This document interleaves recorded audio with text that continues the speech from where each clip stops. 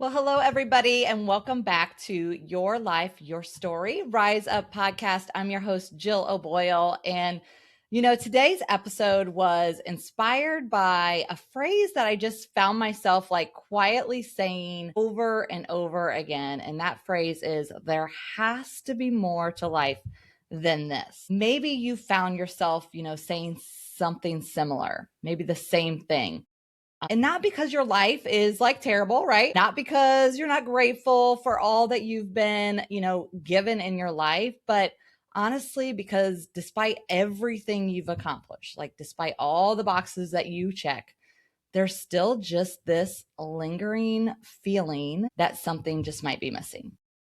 Like a sense that you're meant for more than simply just getting through the day, managing the schedule, ladies, meeting the expectations, just doing what needs to be done. Like on paper, if you've been like me, your life may look exactly how you imagine it would, but deep down, there's just that sense of restlessness that you just can't quite explain.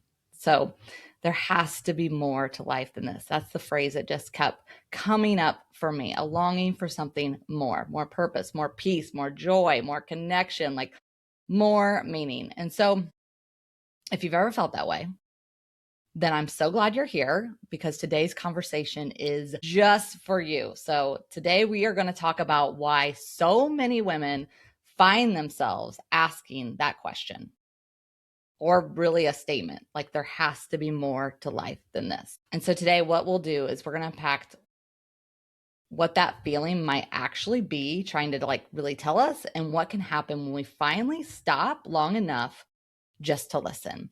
And so joining me for this awesome conversation is my friend and Rooted in Real co-host, Stephanie Martino. Hello. Thank you for having me. I was just thinking this morning, I think one of the first times we talked, you interviewed me on your podcast. And Yes. now, I don't know what, a year later, God has been so good about bringing us together and just so many ways that I have been blessed by you. And so I'm so thankful to be able to be here and have this discussion with you and really hopefully share something that will really resonate with your listeners. So thank you for having me again. Yes, thank you for being here. And that's just the goodness of God, right? Like how he connected us. And I remember both of you and I on that podcast recording when we first got introduced, and we got off that recording and we both were like, we could have talked for hours. Like clearly there's a friendship here, and we both couldn't pin it, but we're like, God is doing something here. So there's more. And that's what's so funny is like we both were like, there's more here. We don't know what that is. And just look how God has worked through both of us and connecting us and our friendship, and having you come alongside of me for, not only Rooted and Real, but the 828 retreat. So excited for having you back on the podcast and just our conversation today, which is going to be, I think, one that the listeners are going to really resonate with. I think so. Yeah. So let me ask you, Stephanie, that's a phrase, like I said, that I just found myself in a certain season of my life just repeating and saying over and over. I just, in my head, there has to be more to life than this. When you hear that, what comes to mind for you? I think now, kind of on the other side of understanding what it meant for me, what it means to me is more purpose, more fulfillment, more meaning than what I was currently experiencing. At the time I was feeling it, I wouldn't have been able to explain it that way. Right. Like you couldn't pinpoint what that was. Right. Yeah. That truly, that's what comes to my mind. It's something deeper, more meaningful.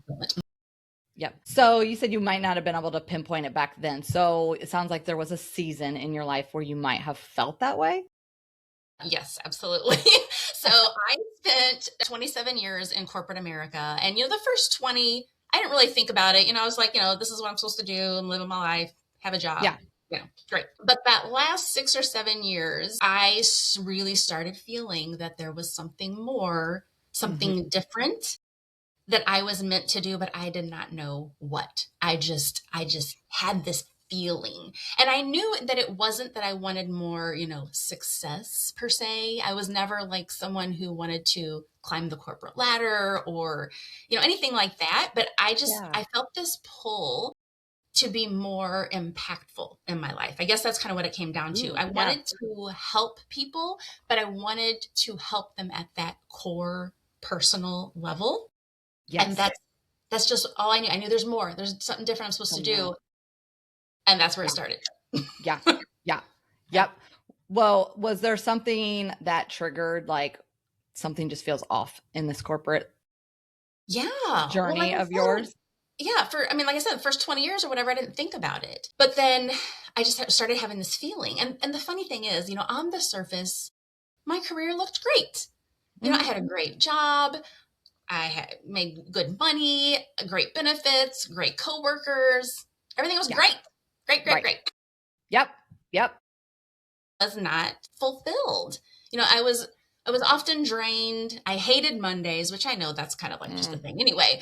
But I felt at that point like I was just kind of going through the motions.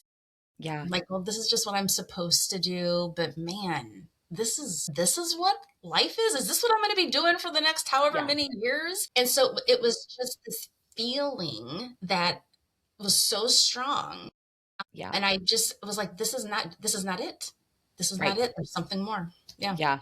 I relate so much to that. It's like that Sunday blues, that Sunday dread. Like I remember feeling that so much. And like you said, like Monday is Monday, right? Like there's the start of a new week. But I mean, now that I am in this role of like pursuing what I feel like God is calling me to my purpose, like I don't wait. I love what I do. Like there's still daunting tasks for sure, but like I don't have that Sunday blue feeling of that anxiety where I was in a season where I couldn't even enjoy Sundays because I was already thinking about Monday and the workload and the stress and everything that like almost would like my Sunday was just ruined because of it. Yeah. Yeah.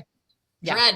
It was dread. Dread. It was fear. It was literally dread. And so like I literally had that phrase replayed all the time, like thinking like, again, much like you, like I did enjoy my job. Like I planned events, corporate trade shows. I was really good at it. I successful on paper, right? Like, so I was checking off all the boxes, but yet in my mind, it was saying, but there still has to be more to life than this. Like, just, yes, I have the good job. Yes, the pay is great, but something is feeling off. But it took me a long time to actually say that out loud. Like, that was a phrase here in my head that I was telling myself, but I wasn't really at that point when I go back to think about that season of my life, like really admitting that to others. Like, I don't know about you. Like, why do you feel like women, when you think about that, why do you think it's so difficult for women to just like admit they're feeling this way? Or do you agree with that statement, like that they are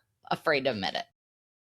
I mean, I think so. I did. And I Yeah. think it kind of goes back to, how I described everything was great. So what the heck? Like, and I want more. Like, how much more do you want, woman? Right?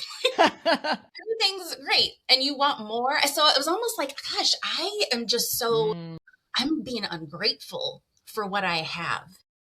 And yeah. so is Mm, that tension between this pull. I wasn't trying to feel that way. I was feeling that way. And now I know that like that was God showing yeah. me like, there's Yeah. something more. But there's that Yeah. tension between having this feeling that there's something I feel like there's more, but yet Hmm.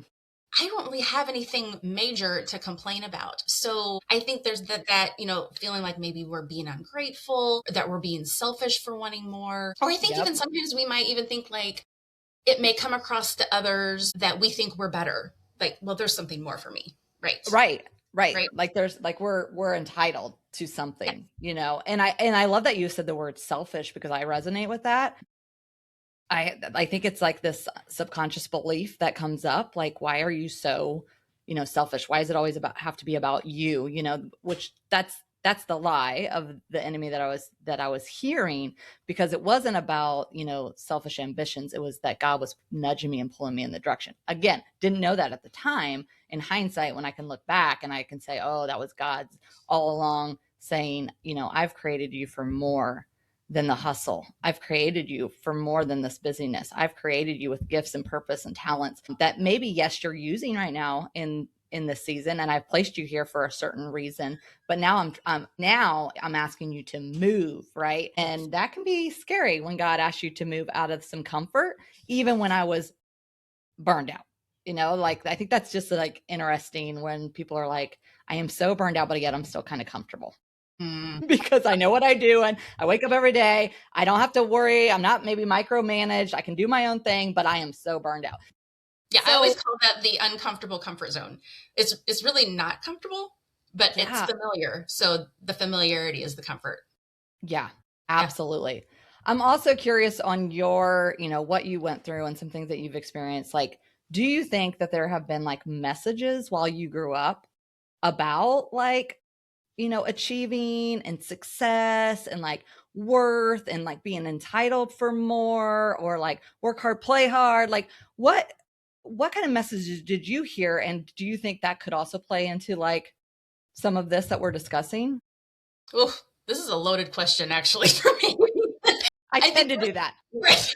Which is good, right? This makes it interesting. But I think it's almost two different messages. So I think there's a message that we receive just from society or our culture that puts a priority on a different type of more, like the success of making good money, climbing the ladder, having the nice house, going on the fancy vacations, like having all the things. Yeah. And that type of more, that desire for more, is almost acceptable, or even in some cases like expected. Like you should want that. Like if you don't want that, then you're just lazy or something. Like that's really good. Right. Yeah.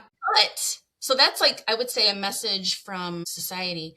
But like me growing up, that was not the message. The way I grew up was much more like, you just have a steady job and make sure you are, putting money away in savings, and, don't live flashy, and you don't need all the big fancy things. And so it was almost two completely opposite messages that I had received. But the funny thing is, neither of those actually was what God was calling me to.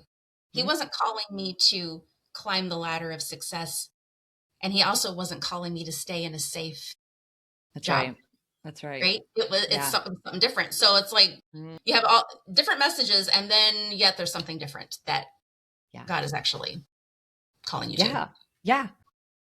Yeah, that's so relatable. I grew up not flashy either. I grew up in a loving home, two parents that worked, but they did work really hard. Both my parents did not go to college. I had an older brother that also didn't go to college. And so nothing that my parents per se told me, right? This is nothing that they specifically like told me, but it's a belief that I felt deeply that, Jill, you must work hard, do a good job, be the perfect child, be the perfect student, get the good grades. Like no fault to my parents at all. Like they were just doing what they knew. Now, of course, that would have made them proud, right? And I think sometimes, and I'm not that I think, I know that I like to make people proud. I want to do good job. I want to perform. I want to be liked, right? That's where the people pleasing comes from. And so I adopted this belief that I had to do all of these things. And through all of that, right? That's where that high achieving mindset comes from. That's where, I did work my way up through success, really easily. But in all of that, like I lost myself along the way, because that was always the strive, was the perfection, the performance, the acceptance, of others. And I think that's interesting how you said, like, my parents didn't say this, and, God wasn't telling me this, right? God was not telling me to perform. Like he says quite the opposite if we go to scripture, right?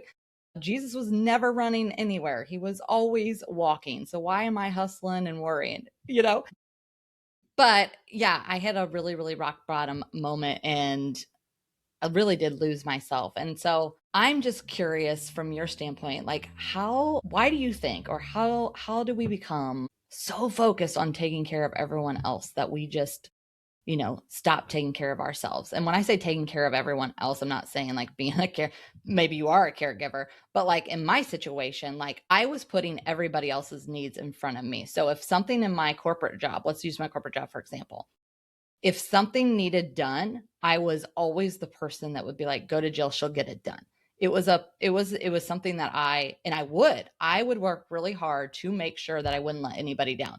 And they would come to me. And because they would come to me, they probably knew I would say yes. So they kept coming to me, right? It's like I would say yes to all these things at the sake of my own projects, my own clients, my own family. Let's think about that. Like I would stay at work so late, yet I was putting my family on the back burner. And because of that, costing my marriage, costing time with my kids, not being present with my own self. And so I know I'm not alone in that. I think I see that in the women I serve and the women I coach. And I just curious from your standpoint, like, what have you seen, in women you're coaching and women that are just always the givers and giving to everybody else, but not pouring into themselves? Mm-hmm. Gosh, I think that's why we hear so much about self-care. Yeah. Because I think a lot of women in particular struggle with that. I also feel like it could get very distorted as to what that means. So, and the thing is, you don't want to say that like being that person that people know they can go to and that you're going to, get things done. That's not a bad thing, right? Like it's good to be able to be that person that people can depend on. But with anything, it's when we take it to an extreme. Yeah. You got to have boundaries. Yes, it's the boundary piece. And, I haven't met any person yet that is like, I love setting boundaries with people. I am a pro. We just don't like it. It feels uncomfortable, right? So we could go off on a whole nother tangent about that. We do go there, but it does come into play here. So I think there is, again, that happy medium. It's life tends to be where we can go into extremes. We can take care of everyone else and completely abandon our own needs and things that would keep us healthy and energized and being able to live a life and doing the things that God is calling us to do, right? We can focus so much on doing everything for everybody else that we abandon that. Or we can go the opposite direction where we're like, I don't care about anybody else. It's about me. It's all about me. And that's what I feel like we have to be so careful about. It's neither of those. Right. It's about prioritizing what matters most in that moment. Yeah. And that can be different depending on the moment, depending on the relationship, depending on what's going on in your life. I think sometimes the most loving thing you can do is to say yes. Right? To be there for that person, to show up, to give yourself, to sacrifice. Yeah. Sometimes the most loving thing to do is to say no. So how do you know? How do you know when you should say yes or no? Okay. Yeah. How do you? Let's talk about that. So in my opinion, I think a lot of it does come down, not everything, but a lot of it does come down to understanding what you truly value, what you want to stand for, what is most important to you. And when I say most important to you, again, I don't mean it's all about me. Yeah. Right? It's like, what kind of person do I want to be? What do I want to be known for? How does that align with what God calls us to do? I think we're mainly speaking to Christian women here. So, we're called to love. That can be really hard. And, man, if we have to do, I don't even want to. I've thought about doing this. I need to do like a checklist of like, love is patient, kind, does not envy, does not boast, is not proud, does not dishonor, is not self-seeking, is not easily angered, keeps no record of wrongs, right? Can I be like, yep, I got all those. I got all that in my box. Boom, boom, boom. No. Nope. I mean, I can't say that. Some days I'm better at things than others. Yeah, we're human. Yeah. Right. But what that looks like, love is kind. That can mean different things depending on the situation. Sometimes, again, the most kind thing you can do is to say no to someone else's request because your family is what matters in that moment. Being with your children, being with yourself, whatever, right? And sometimes the most kind thing you can do is to sacrifice some time with your family to be there for someone who truly needs you, right? And maybe that's what they're calling you to do. So I think it's Yeah. a hard question because there is no black or white answer. And that's where we really have to do that work to examine and reflect on, what kind of person do I want to be? What kind of person is God calling me to be? What do I really value? What are the things that are my non-negotiables about how I Hmm. want to show up in life? Yeah. And if I go against that value, oh, that does not feel good, right? Like that's a clue. Yes. It's really a clue. Yeah. Yeah. Those values and knowing those and what you stand for and is so probably the biggest thing I did like when I was coming out of burnout and understanding more about myself and God and faith and setting intentional boundaries, but literally like what do you stand for, Jill? And I'm like, what do you mean? What do I stand for? Like I had no idea what it meant. I knew my core values in corporate, but couldn't tell you what my own values were. And like so setting those and then knowing those, it's going to help you so much in just what you're saying, like how to make decisions that align in the season that you're in, right? And in that moment that you're in. Yeah. And it That's, actually helps you to set and hold a boundary because you are holding it to something that you know is mhm. important. It's not a random Yeah. boundary, right? Yeah. You feel strongly Yeah. about it, which makes it easier for you to hold that boundary. Yeah. When you were talking earlier, you were talking about, prioritizing, really what matters in that moment and season. And it brought me back to our discussion in Rooted in Real Collective, our group coaching that you're partaking in when we were talking about Martha and Mary. And the example like in the Bible where he's really talking about, Martha and Mary and the difference of one is so busy doing all the things like, do you not see like we have to get all this stuff done for the dinner and all of this? And Jesus is like, no, no, no. Right? Right. Who was it? Martha was the one busy Martha was the busy and one. Mary She was or busy, busy doing Martha all was the the busy one. Yeah. right. And Yeah. Mary was the one sitting at Jesus' feet. Yeah. And again, I think Martha, it's not that what she was doing was bad. It was probably her gifting, Right. right? She was probably very gifted in hospitality, and so those were great things. Yes. But again, she prioritized something that was not as important. What really mattered in that moment was to spend time with Yeah. Jesus, right? And Yeah. so she prioritized Yeah. the wrong thing in that moment. Yeah, we can do that all the Yeah. time. I'm Well, Martha. yeah. I mean, I just relate to Martha so much. And I'm like, oh my gosh, Lord, I'm sorry I'm being like Martha right now because the gift of hospitality and planning and events and focusing on all the minute things. Like, honestly, my husband brought that up the other day when I was talking about the Rooted and Real retreat and everything that I need to get done. And he was just like, you don't have to go do all of those things. Like, just you're hosting the space is beautiful enough. Holy Spirit's going to show up. Why do you worry? And I'm like, and it just brought me back to like our conversation in our group coaching about Martha and Mary. And I'm like, there I go, being Martha again. Yeah, I know. Oh my gosh. Yeah. No, that's so good. It really is about prioritizing our values and just a good reflection moment, like one that we just don't think about enough. Like, what are you prioritizing right now? What are you constantly hustling and being busy for? But really, what matters most right now? And like in that story, of course, like Jesus, like she's got to figure it out. Like she's prioritizing me above everything else. So, but yeah, what matters most in this moment, in this season?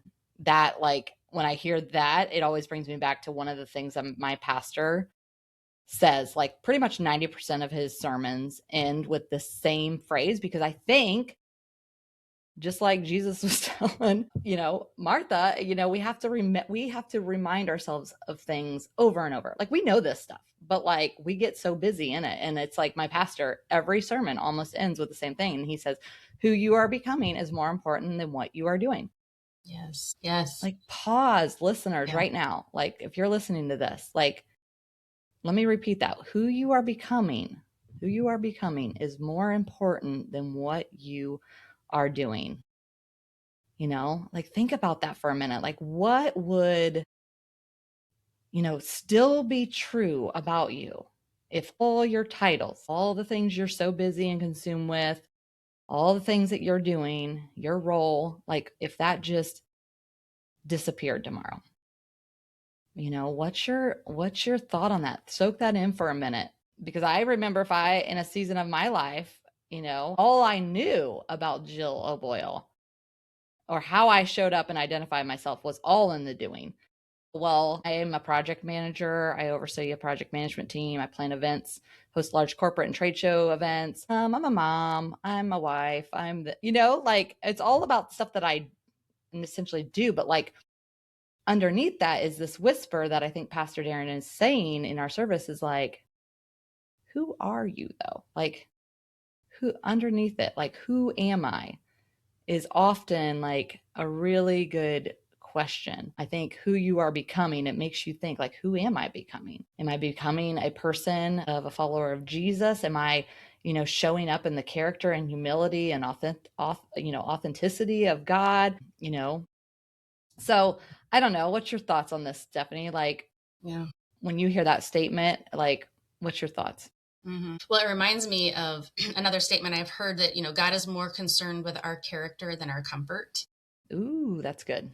Yeah, right. And we may be like, well, that don't sound so good, right? Because sometimes we're more concerned about our comfort. We are definitely concerned about our comfort. Yeah.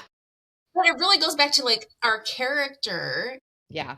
is who we are, right? Mm-hmm. And that building our character and becoming who we are takes experiences. Unfortunately, it takes hard times and challenges Yes, to actually it build that character. And I think that's where like choosing our perspective about what's happening in our life comes into play, because we can very easily be like, well, I don't like this, poor me. Why is all this stuff happening to me? Right. Or, wow, okay, this is not fun. I do not like this.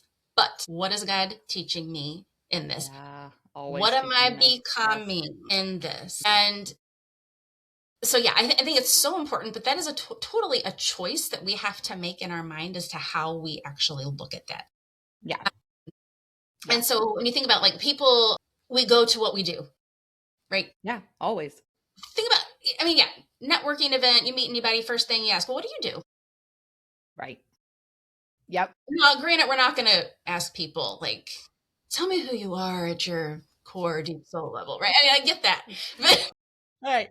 that's just an example of how we immediately go to the things we do, our titles, our roles. Yes. And I think somehow tend to equate our worth with what we do. Yes. Instead of like who we are, and and who we are as a child of God, right? We don't have to like earn our worth. Right. We are already worthy. Yeah. And so, the roles and the titles that we carry, they are part of our story. Absolutely. And it's those roles that we're in that actually give us the experiences to become, better people, whatever. But they're certainly not the whole story. And so that when we focus on that, we do, I think, tend to lose connection with, who we are. And the thing is, roles change throughout life. I know you and I both talk about purpose a lot. And one of the things that I've said is, if somebody says their purpose is to be a doctor, right? That's my purpose in life.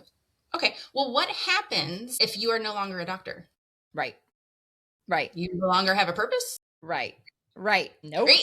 And to me, that's like just the most straightforward example of how like your role, your title is not your purpose. Right.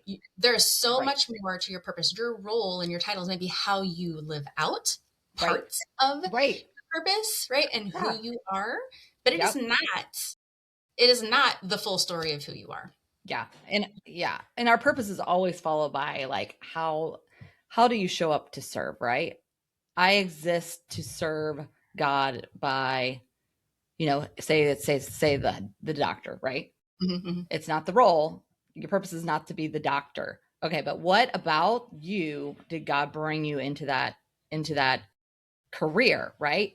The way that you nurture and care for others, right? The way that you equip others with healing and whatever. But yeah, no, that's such a good example, because I do think people tend to hear purpose and they think it's some big role or thing, like, or they think I don't have a purpose because I'm not singing on stages, like, or I'm not creative enough to have a purpose, right? Like, yeah, it's something so big and grand. And I'm like, no, it's really the little things. And what you just said, it's like all of those, as much as I can talk about corporate and being burned out, like I was placed in that season of my life, right? Because he was building some character, some lessons, some experiences that I had to learn, right?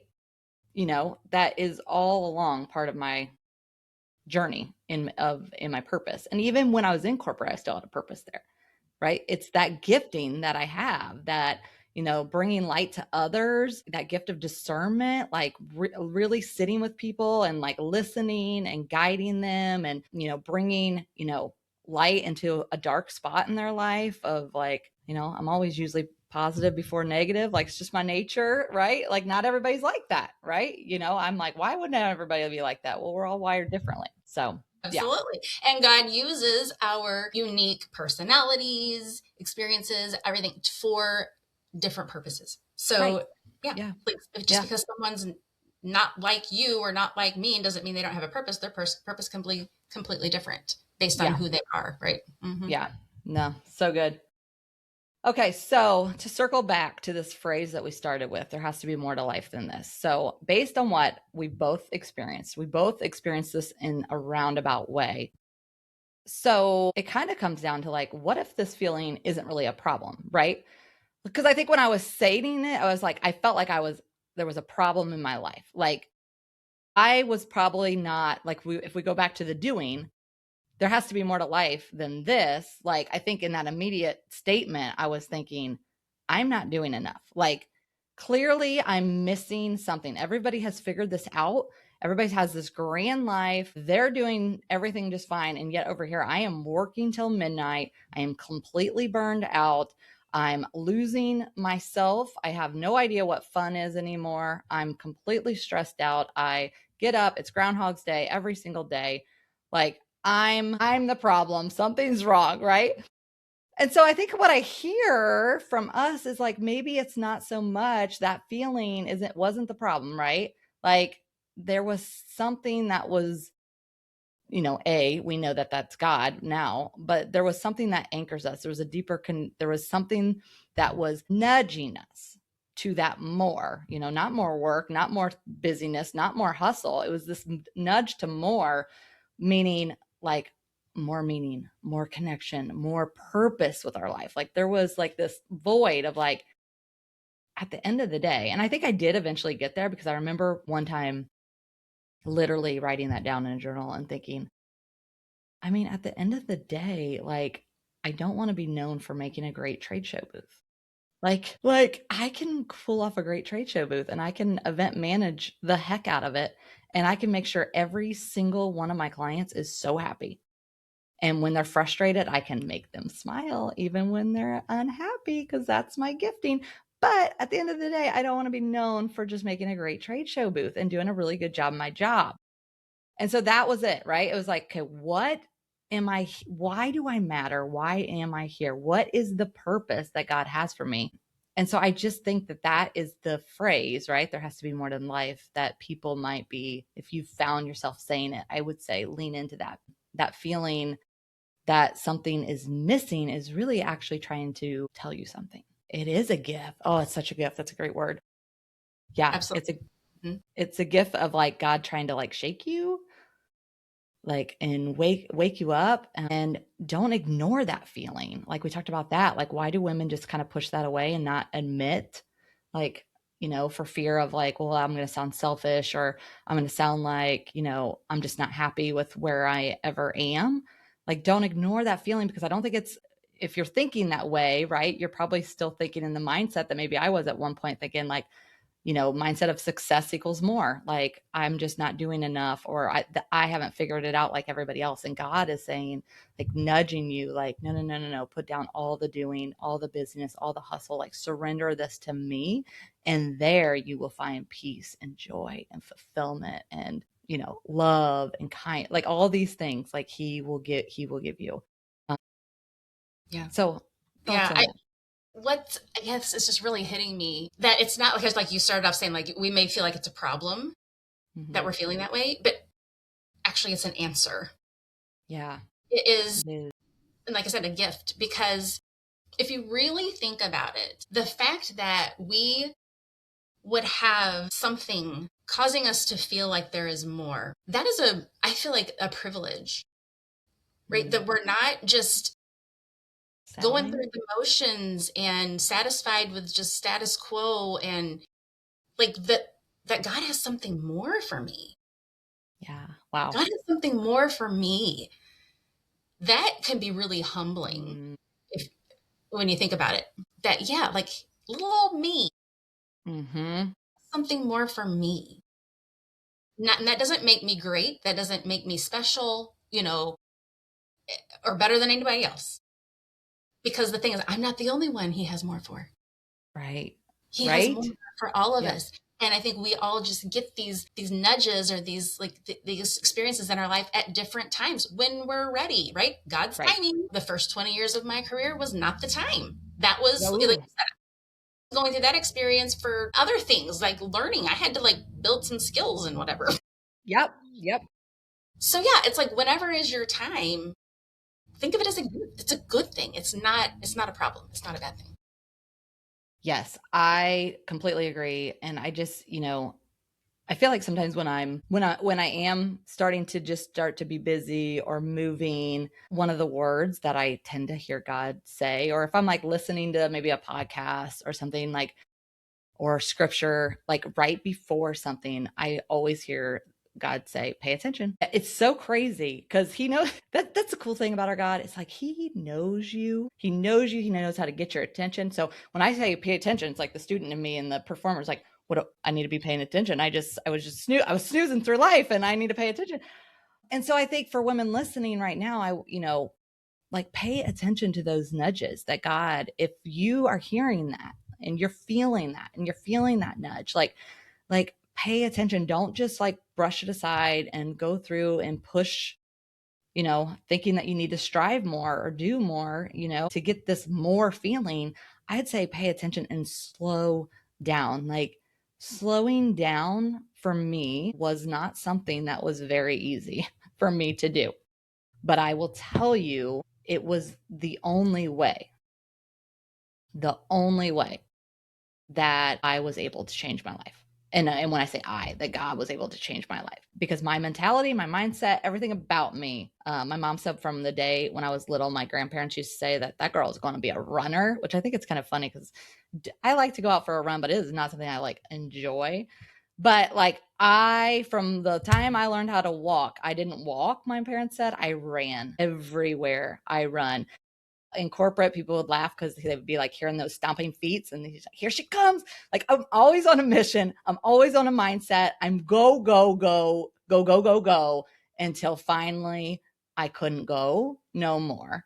And Right. God really, really sat me down in this blue chair behind me and I had to surrender. And he said, are you ready to pay attention now? I have been trying to get your attention, but so I know that the women listening to this podcast, like they resonate with that because they're high achievers. They go, go, go. You've gotten to where you are today because, hey, I'm not going to lie. There's a point where hustle works really, really well until it doesn't. Right. And then there's going to be a pain that you cannot like avoid. And I know that because I felt that really, really strongly. And if I would have kept pushing past the pay attention, the pushing past the nudges, I would have missed the glory of what God wanted to do in and through my life. And so, Steph, I know like me and you relate on so many things. Like, what is your advice too on that? I know you have some advice on like, what happens when women just continue to push and strive and hustle their way through life versus stopping to pay attention. Hmm. Gosh, I think awareness is the first key, right? Like Yep. noticing that you're doing it, Yeah. and do not feel shame about it. I think a Yep. lot of times we ignore things, we don't want to acknowledge things because it makes us feel bad, right? To Mm. admit that we're a certain way. So we're like, like the bird that sticks their head in the sand was the Yeah. ostrich, Yes. right? Yes. I'm just not gonna look. I'm just not gonna look. But it's still there. Just because you're ignoring it doesn't mean it goes away. So the sooner we can acknowledge it, the better. Yeah. So I think just acknowledging it and then reminding yourself, you know what? Okay, I'm human. Yeah. I'm human. Yes. I'm doing my human thing just like everybody else is doing their human thing. And there is an Yes. opportunity for me to do something different. So I think that's just the first piece. Yeah. And then, Yeah. like you said, just slowing down. And I know that is so hard for some women because they don't know what to do with themselves. Yeah. if I slow Yeah, down, we right? don't. Yeah. Or Yep. you feel like you're being lazy. Mm-hmm. So many things. I got to do this. I got to do this. That's a big one. Hmm. But I think a lot of times the busyness is another way we are hiding. Yeah. Yeah. Yeah. Yeah. Because we don't want to think about Yep. these things because Mm-hmm. I don't know, that sounds like work and I don't know what I'm gonna, oh, that just seems so uncomfortable and I don't want to do that. So let me Yeah. just keep go, go, go, go. That, and I think too, like the busyness of just staying busy. Yes, it avoids us sitting down and confronting ourselves with the things that we don't want to hear, like you said. I also think, and sometimes my mindset still, I have to like check myself. My mindset with the busyness and the distractions and the hustle is like, no, I have to get all of this done to get here, like to have this huge breakthrough, to like finally like make it. Right. It's like I feel like I have to have all of this pressure to do this stuff. And it's like I can hear the women right now probably nodding, like, especially women in corporate, like, you don't understand. Like, I have all of this stuff to do to reach VP or to do here, to get to here, like to finally make it. Like, you don't know my corporate, my culture, like we have to get all of this stuff done.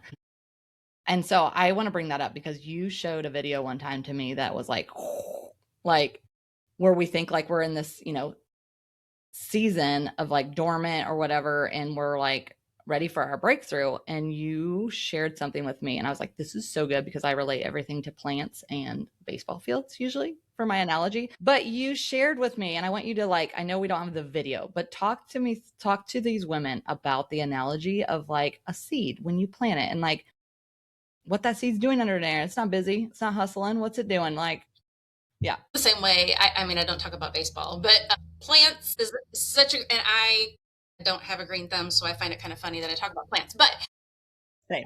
there's so much that resonates with like how our life works. And so yeah, this video was really powerful. So it had like a clear glass where you could see what was going on underneath in the dirt, Yeah. right? So it showed Right. a seed being planted in the dirt. And it was a time lapse video. So, over weeks or whatever, or days. So the first thing that's happening is that seed is sprouting something and it's going deeper in the dirt, Mm-hmm. deeper underneath. There's no breakthrough. It's going deeper in the dark. And that has to happen though, in order for when it actually sprouts above ground, for it to not fall over, Right. right? It's being prepared, right? Yeah. Seasoned. The roots have to be grown and they have to be built and they have to be strong. They have to be anchored, rooted, Right. in order for that plant Yeah. to actually grow strong and to Yeah. produce fruit and to make it, to do all the things that God designed that seed to turn into. Mm-hmm. And we're the same way, right? Like sometimes we feel like we're just like in the dirt. This is just, I'm hidden. It's dark. I don't know what's going on. This is so uncomfortable. That has to happen before we sprout, before we have our breakthrough. Because if we have our breakthrough too early, right? If we sprout too early, we're not going to be able to withstand the storms of life, the winds that are going to come. It's going to knock us over. Yeah. But we're impatient, and I don't want to wait for my roots. I honestly feel like, okay, aren't my roots good now? Can we go ahead and just break through? Right. Oh my God. Roots have had a lot of time. And sometimes it feels that way. But again, God's timing, He knows. He does. And I heard something this morning on a video, and it was a pastor talking, and he said something like, when we worry, and so I think some of this does come down to worry. We're doing all these things. I feel like I got to do this, I got to do this, because otherwise I'm not going to. We're worried about whether we're going to achieve this thing, right, or our goals. Right. And he said, when we worry, we're basically telling God, I don't trust that you can handle this. Yep. Yep. I mean, that hit me, It because does. as humans, we worry. We do. Yep. Yep. And thank God, like He understands that and He gives us grace. But we have to remind ourselves, I don't have to do all these things. I Right. don't have to make myself crazy doing all this stuff to achieve, because you know what? I can trust that God is going to lead me along the path. And sometimes that path feels slow. Right. But Aw. that is where it's going to be a stronger result in the end because I'm not rushing. Yeah. Um, Yeah. Oh, that's so it's so good. It's I'll have to share that reel again of this of the mustard seed because it does just give a visual of like our if we think about ourselves as a seed in that dirt and you're right, it doesn't get planted and then grow up. It actually get builds roots and it goes down and down into more darkness, into more soil. But all while it's doing that, it's getting nurtured, watered, poured into, which is what our Heavenly Father is doing to us. So it's like He gives you maybe a vision. And, we talk about this in Rooted in Real coaching too. I use Joseph's story in the Bible of like Joseph had a dream. God gave him this dream at like 17 years old, right? And he had to go through all of the suffering and all of this crap, but in the crap, in the suffering, God was still using him and Joseph was still showing up in his gifting, right? And so because he kept showing up in the pit, in the crap places that he was in, he didn't let that be like, oh, woe is me, this is terrible, I suck. No, he like showed up. He still did what great Joseph does and like showed up in his character and his humility and his kindness, help people interpret dreams, right? Which is what his gifting was. And then, right, like after his brothers, betrayed him, after they sold him into slavery, after like he went to prison, like every season of that suffering, God was still using him to then go on and save an entire nation. And his dream came true. And that seed analogy, when you share that with me, I'm like, that's exactly what's happening. It's like you go through all of this darkness, all this pit, all this dirt, all this crummy crap. And you could sit there and you could think, oh, life is great for everybody else, but you're being builded, you're being molded, you're being what we're going to talk about at Rooted in Real retreat. Like you're being rooted because God's still using you. And in those moments and in those spaces, continue to show up being real and just how He created you to be. Because for such a time as this, right, that, you go back to the plant, it's going to rise up, it's going to bloom, and you're going to bloom. And like, I could just stay on that topic. We're going to do a whole nother episode just on that topic alone, because I just think I feel that tremendously. And I feel, that's kind of like really Rooted and Real became part of that. God just kept those two words, rooted and real, just kept showing up over and over and over in my journaling. And it's, why I'm so passionate about helping people understand like every season of your life has purpose and meaning, and you're building all of that, and you're going to, rise up. But if you keep having an ego, if you keep having this pride take over, if you keep wanting to run your life with control, which I, was in, and still it's a thing that I have to check myself, right? One of the best acronyms I heard was if you live with an ego, means edging God out, right?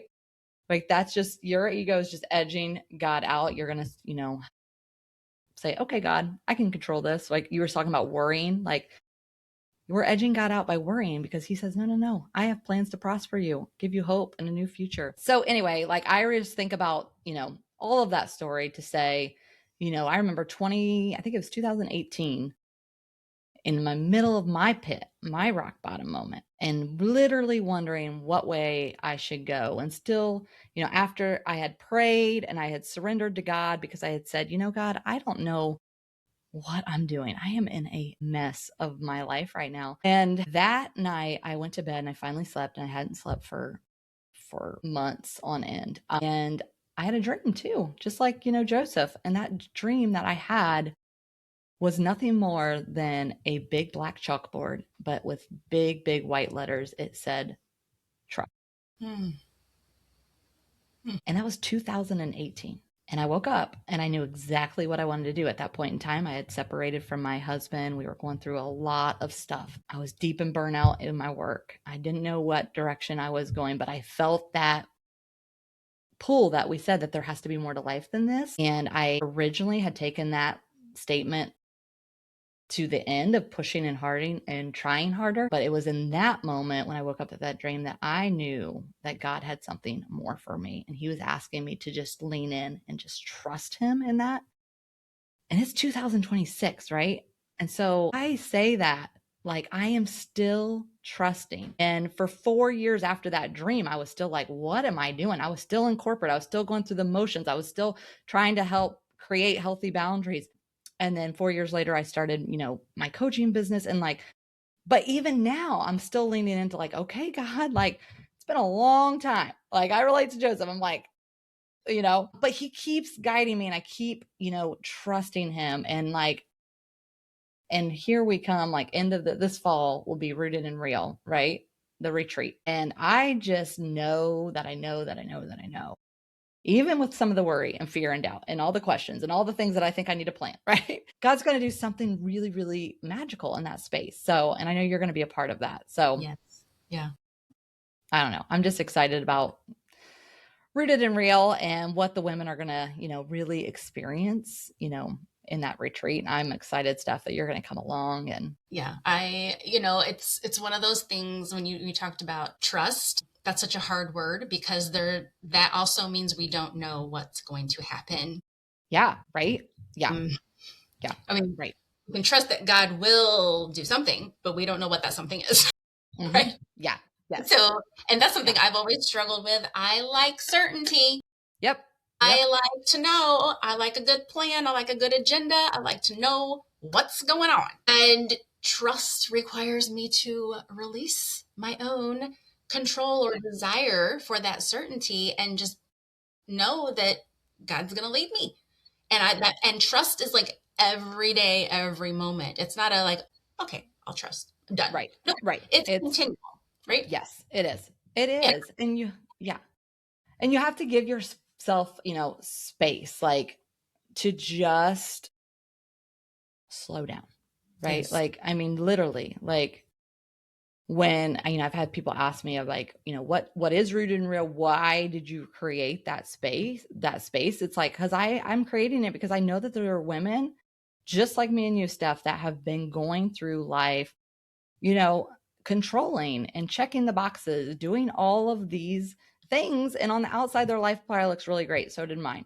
Right. But internally, I was exhausted. I was disconnected. Like that phrase, there has to be more to the life, just kept coming up. There was this pull for something more, which we know now that's God nudging us to say, hey, create space for me.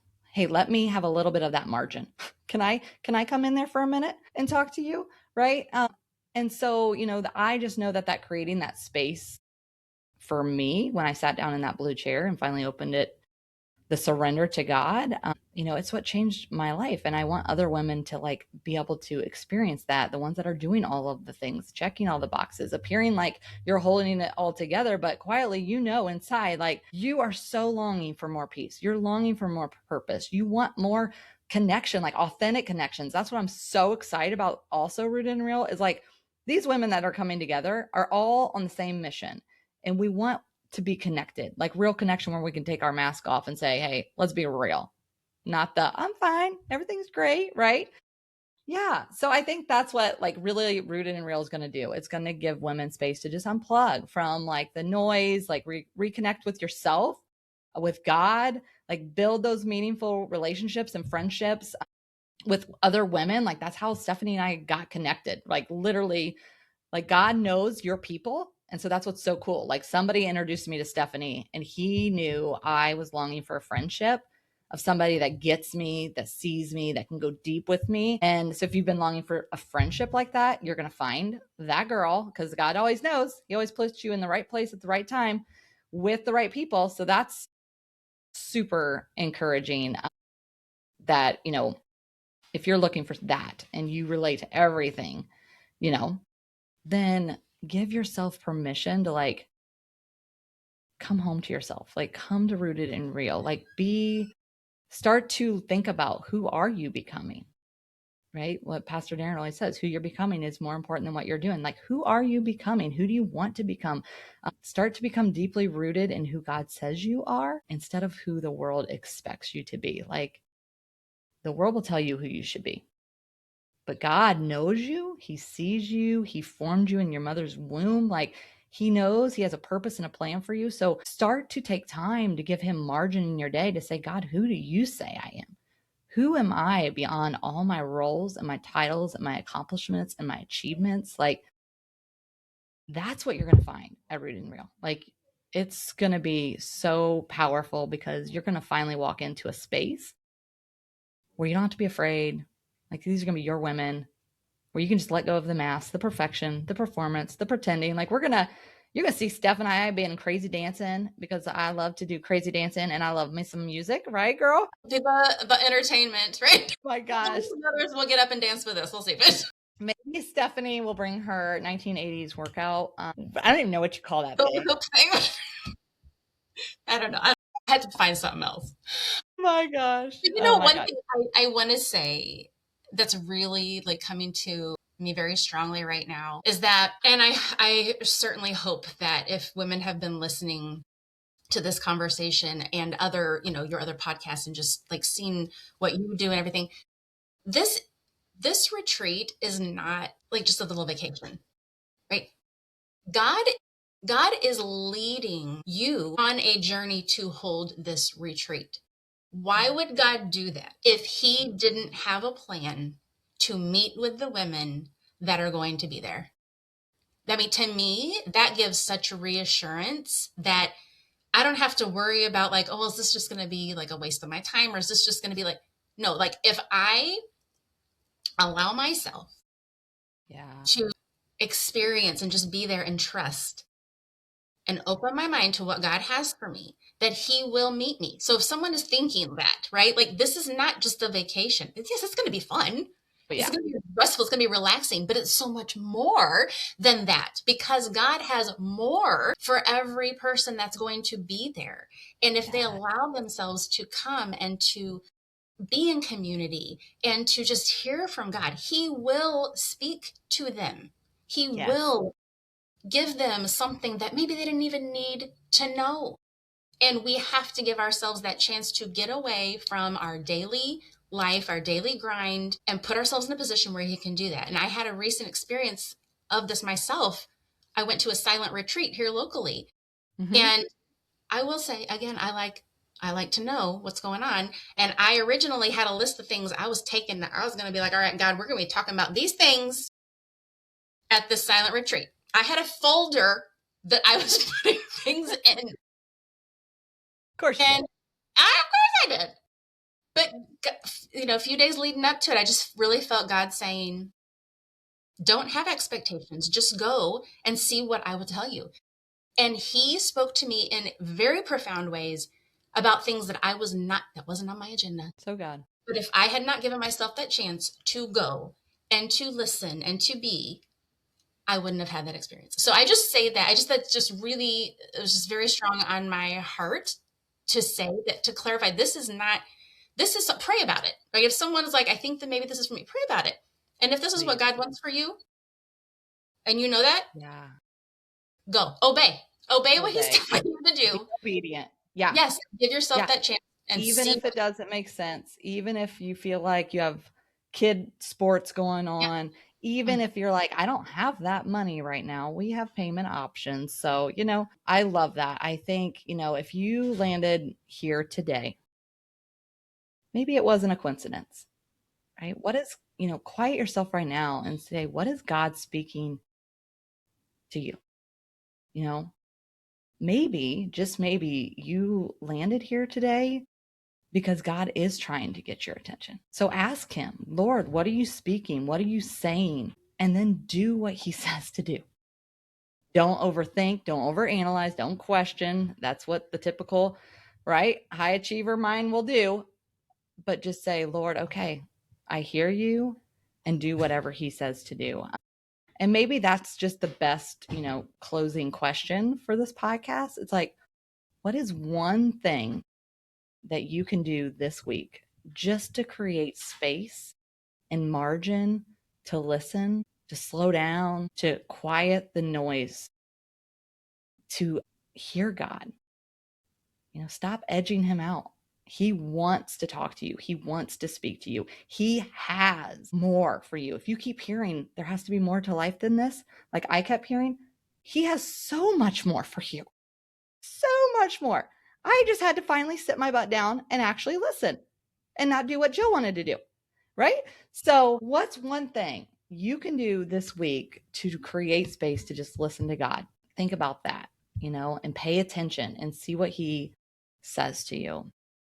Steph, any final thoughts? Gosh, this has just been so good. My prayer is that the women that hear this, that it will speak to them, that something will have stood out to them, be just what they needed to hear, and that they will give themselves the opportunity to put them in an environment where they can gain more of this, more encouragement with like-minded women that pray and that are seeking God and are wanting to encourage other women in their own life in the way God's calling them. So yeah, I just pray that it meets women where they need to be met. And I'm trusting that he is going to bring the women to this retreat that he has in mind to be there. And I am expecting amazing things from it. Yeah. Yep. Absolutely. So, ladies, we hope this met you right where you are. You've heard us talk about so many things, of just making space and time and slowing down in the hustle. You've heard us talk about Rooted in Real. If we didn't mention it before, Rooted in Real retreat is happening October 2nd through the 4th, 2026. So this fall in Red River Gorge, Kentucky. I will just tell you, the views alone will probably sell you, because you are going to basically be surrounded by 50 acres of nature, mountain views. It's a luxury glamping retreat, you guys. So, yeah, if you're like, camping is not for me, guess what? These tents have hardwood floors, rugs, little lamps, little Keurig machine, a bed. So we're glamping. I'm not a camper either. We're glamping, and you can walk out on your balcony and have just the beauty of God's creation at your fingertips. Nothing starts before 10 a.m. because we want this retreat to actually be your retreat, your way. So the morning is yours to just like get up and, go on a little excursion, take a little hike, sleep in. Man, if you have kids that wake you up, all the time, you don't have them there. So sleep in, grab coffee with a friend, whatever you want to do. So the retreat is really going to be, like Stephanie said, not just a vacation. It is going to be a vacation for your soul, but you are going to be poured into like you've never been poured into before. And you deserve it. You deserve to invest in yourself and give yourself that time away. And so we know that God is going to bring us the women, and we're going to be connected with just women that we know that God is calling. So, all right, my friend, thank you so much for joining me again on the podcast and being my co-host for Rooted in Real. We're going to have such a great time. So I'm excited. So thank you so much. This was so much fun. Let's do it again. We will, of course. Okay. All right. All right, ladies, listeners, thank you so much for tuning in. As always, go out, make it a great day. Be you, love life, and continue to just keep rising up. Until next time, bye.